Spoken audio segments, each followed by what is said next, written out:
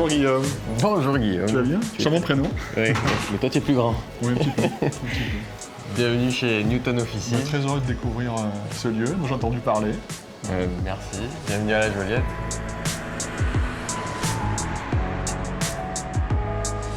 Moi, en fait, je suis entrepreneur depuis toujours. Hein. J'ai une succession de diverses créations, reprises d'entreprises, beaucoup de reprises, et souvent de reprises en difficulté. Et donc, comme ça, j'ai construit un petit... c'est un petit groupe, mais minuscule, mais totalement décousu, qui était finalement le résultat d'opportunités. Et le hasard de mes aventures entrepreneuriales fait que je suis tombé dans le monde des spiritueux. Et donc j'ai créé un premier bar il y a maintenant 8 ans, où à l'époque on faisait que des cocktails d'avant 1930, c'était ça le concept. Et quand j'ai créé ce bar-là, j'ai commencé à faire mes propres spiritueux. Et puis là j'ai tiré une pelote, c'était encore plus intéressant. Et du coup, progressivement, j'oriente la totalité de ma carrière vers ce métier-là. Et toi, tes premiers bureaux, ils ressemblaient à quoi là? Mon premier bureau, c'était un Adgeco. C'était affreux. Ça portait bonheur. Et après, j'ai loué un espace en pépinière à Aubagne. C'est l'ancienne génération des bureaux en fait, on ne prévoyait pas la convivialité. Alors ça, c'est quoi ces petits espaces-là? Alors tu vois, ces petites alcôves qui fonctionnent très bien pour... vas-y, assieds-toi. C'est fantastique. On dirait un bar. Donc ça crée... ouais, c'est des alcôves, ça sert pour déjeuner, ça sert pour débriefer entre équipes. Mon premier produit, c'est le rhum. Et quand j'ai lancé le rhum, je voulais me réveiller l'histoire du rhum de Marseille, parce qu'on avait à Marseille une historique sur le rhum que tout le monde a oublié. Et donc je voulais réveiller cette historique-là. Donc j'avais comme ambition de refaire naître le rhum de Marseille. Et ça fonctionnait. Et du coup, tu constates un goût qui a évolué. Ouais, ça a totalement changé. Le monde du bar, quand il va connaître sa révolution qualitative, il va connaître sa révolution qualitative par l'historique, parce que on a eu un âge d'or dans le bar qui est le 19e siècle jusqu'à la prohibition, et après, comme disait Jean-Pierre Coff, on va boire de la merde pendant 70 ans, jusque dans les années 2000.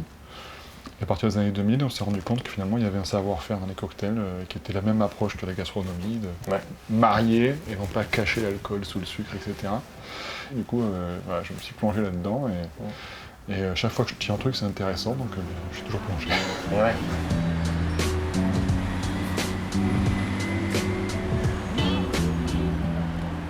Newton dit qu'il a vu plus loin que les autres parce qu'il s'est juché sur les épaules de géants.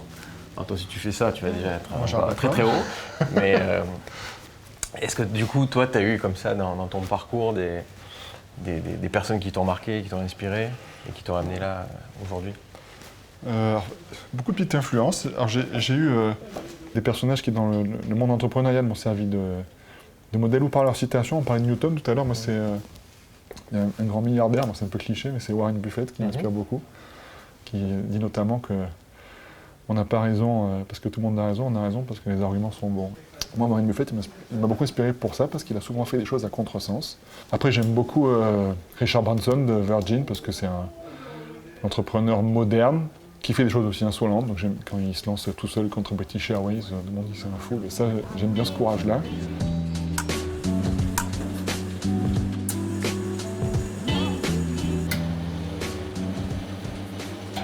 Dans cette aventure-là, est-ce que tu peux me dire à toi quelles sont tes valeurs et comment tu arrives à concilier ta vie pro et ta vie familiale au quotidien? Moi, j'ai une famille de fonctionnaires, hein, ils sont enseignants, depuis toute la lignée, les cousins, etc. Tout le monde est enseignant.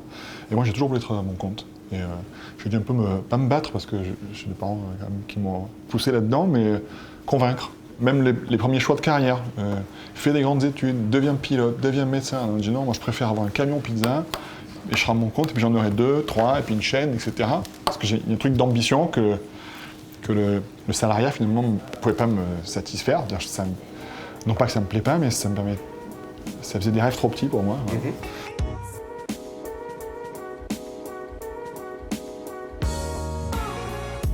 Alors Guillaume, on est de retour sous notre pommier de Newton. Quelques questions pour finir.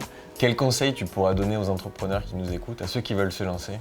Quelle est la bonne recette? Du coup, il n'y a que 2 ingrédients. La première, c'est de lancer. C'est que des fois, il faut juste y aller pour que ce soit bon. comme dans les bronzés, on ne sait jamais. Malentendu, ça peut marcher. En fait, c'est vrai. Des fois, tu arrives, beaucoup de très grosses entreprises, tu arrives au bon moment, avec le bon bagage, etc. L'idée, elle est toute bête, mais juste il faut y aller et ça marche. Ça, c'est la première. Et la deuxième, ça, c'est celle que j'applique à moi, et qui marche pas mal, c'est de pas avoir peur du ridicule.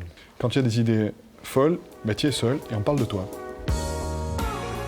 Je t'ai mis une petite bouteille de rhum, une belle vue du port de Marseille à l'heure de la gloire du rhum, avec des fûts de l'époque. Merci beaucoup. À boire avec modération. Absolument, et des gens de qualité. Merci à toi. Merci.